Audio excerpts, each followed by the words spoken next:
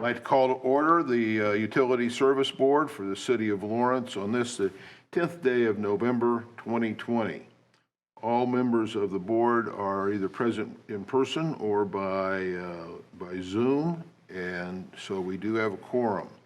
We'll begin by reading the notice to the public. The public is invited to attend. The Utility Service Board may impose reasonable restrictions on the number of attendees to control audience density in consideration of the existing COVID-19 national emergency. The public may participate remotely by dialing 463-777-8704 and entering the following participation code 909375. Thank you. First order of business would be the minutes from the October 27th meeting. Those were sent to each of the members by email for review. I would entertain a motion that we approve the minutes. Mr. Chairman, I make a motion.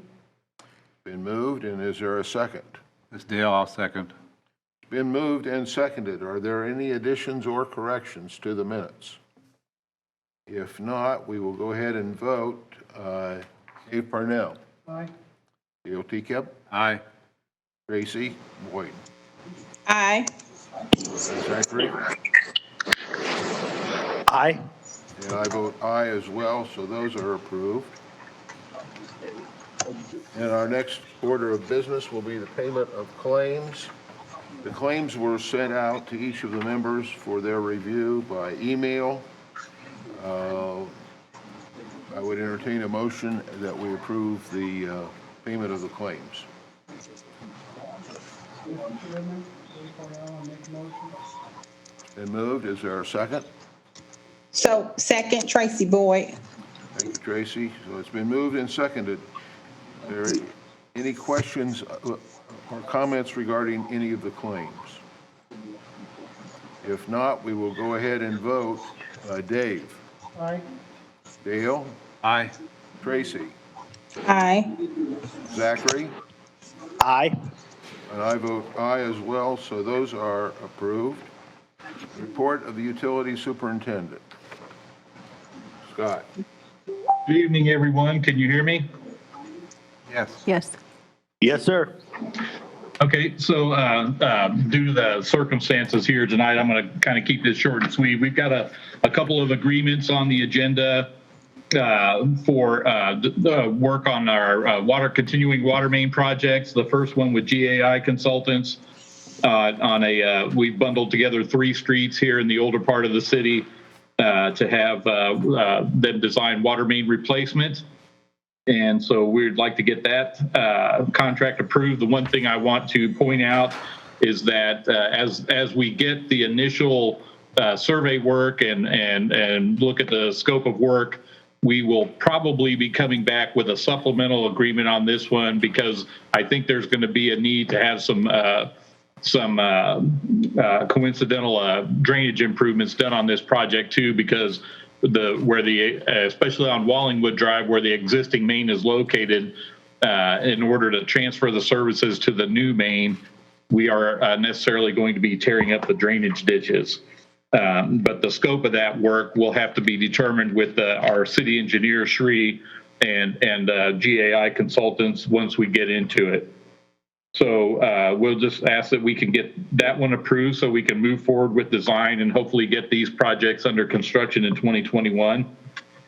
So the second agreement is a supplemental agreement with Beam Longest and Neff, who are doing our Brookhaven water main replacements. If you recall, a couple of times in previous meetings, I mentioned we ran into a problem with a sanitary sewer conflict over on Kitley around 46th Street. And so this, because of the nature of that work there and what needs to be done with the storm sewer relocation and of course, the repair of the sanitary sewer, some additional survey work needs to be done. This supplemental agreement for $3,000 is to do that survey work, and then we'll be looking at probably, I don't know, another month or so. Depends on how quickly we can design and resolve upon a solution. we'll be coming back with an actual change order to actually make the repairs to the sanitary sewer on that. A couple little items of interest. So we've got the pad board. We're ready to, as soon as the concrete cures up 100%, we'll have our outdoor payment kiosk set up there at on the south end of the government center where you're at right now. And hopefully we can get that up and running soon, because if you're not aware, we are going to be closing the City of Lawrence buildings to the public starting effective November 14th. That's going to accelerate our closing of the billing office. And so at any rate, the sooner we can get that payment kiosk in operation, the better. So we're going to be working full speed on that. And so the final thing here is, of course, is the presentation of the budget, which I guess will happen after you take care of the of this new business. Okay, thank you, Scott. Thank you. Anyone have any questions or comments for Scott? I have one.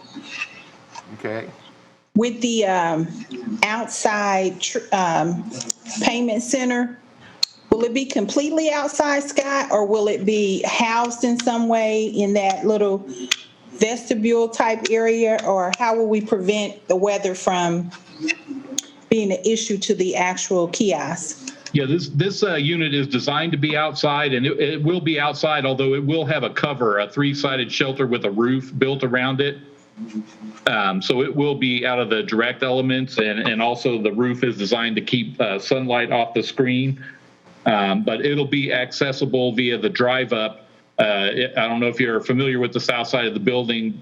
Many years ago, when the utility offices actually used to be in that building, there was a drive up payment window on the south side of the building. So we're going to still utilize that existing drive-through lane, but you won't pay at the window. You'll pay at this kiosk. Okay, thank you. You're welcome. Can I add one thing about the kiosk as well? There currently is one inside the government center, but both the one inside and the one that will be installed outside will be set up so that customers can pay via credit card, check, or cash. All you basically have to do is put your account number in, your information will come up in real time, and you can make the payment at the kiosk, but it does accept pretty much all forms of payment. That is correct, yes. thank you. Okay, any further questions, comments for Scott? If not, we will move forward on our agenda. We do not have any unfinished business, and we'll go ahead and deal with the new business, and then we will have the budget presentation. Under new business, item number 1 would be approval of supplemental agreement number 2 from Beam, Longus, and Neff LLC for the repairs at 46 and Kitley. I would entertain a motion that we approve that. This Dale, I'll move we approve it. Dave Cornell, second. Been moved and seconded. Any discussion regarding that item? If not, we will go ahead and vote. Dave? Aye. Dale? Aye. Tracy? Aye. Zachary? Aye. And I vote aye as well, so that is approved.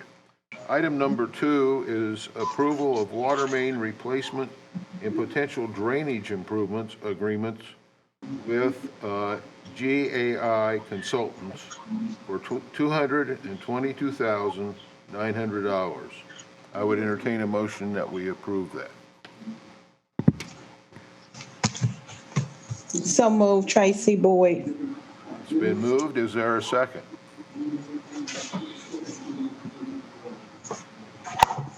This Dale, I'll second. Been moved and seconded. Any discussion regarding that item? If I could. Yes. Good evening, Board.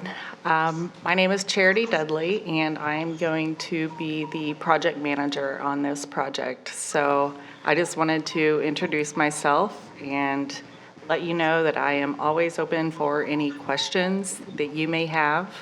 And GAI just really looks forward to working with you all on this. And we have a good working relationship with Scott already. So yeah, I think it's going to be a good project and hopefully be a good improvement to the community. Well, Thank thank you. you for coming. Thank you. Anything further? If not, we will go ahead and vote. Dave? Aye. Dale? Aye. Tracy? Aye. Zachary? Aye. And I vote aye as well, so that is approved. Can we repeat her name? I didn't catch it, please. Rudy? Charity. Charity Charity. Dudley. Okay. Yes, Dudley. And I will leave some business cards behind as well. Thank you. Okay, budget presentation.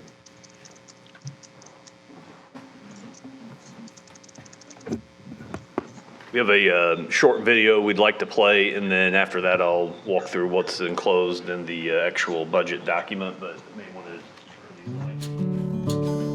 My name is Scott Salisbury, Utility Superintendent for the City of Lawrence, and I'm pleased to present our 2021 water and sanitary sewer utility budgets. With our 2021 proposed budget, we continue to restore the financial health of our City of Lawrence water utility. Just 5 years ago, the water utility had been downgraded to junk status by Standard & Poor's, which was a rating of BB+.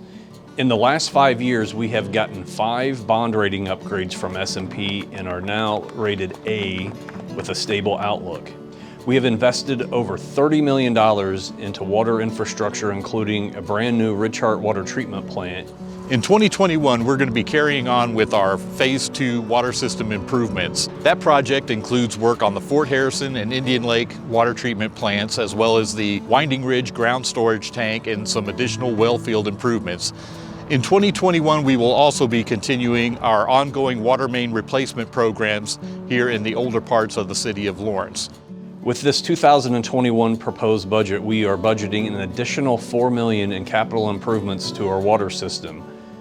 The pandemic has forced us to become more efficient in the operation of our billing office. We are installing 2 new payment kiosks. One of them is already up and running in the lobby of the Government Center at 9001 East 59th Street. The other unit will be installed outside in the old drive-up window on the south end of that building, and that will provide for 24/7 access. One of the driving reasons behind installing these kiosks was to allow for the reduction of face-to-face contact or interactions with our customers in light of the COVID pandemic. We are actually going to be closing our walk-in lobby effective December 1st of 2020. Our water system has improved dramatically after the 2017 rate increase. We have restored financial soundness to that utility, and as you can tell by all the water projects that we just previously mentioned, we are moving ahead aggressively with restoring our water infrastructure. Unfortunately, the sanitary sewer system does not enjoy that fiscal soundness.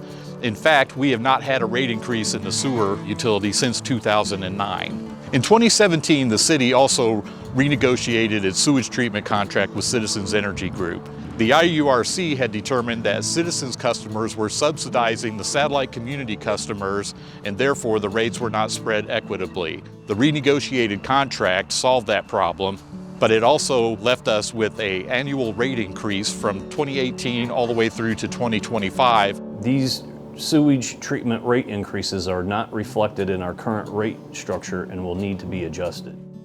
We also have tremendous problems within our sanitary sewer system that we need to address with respect to age and condition.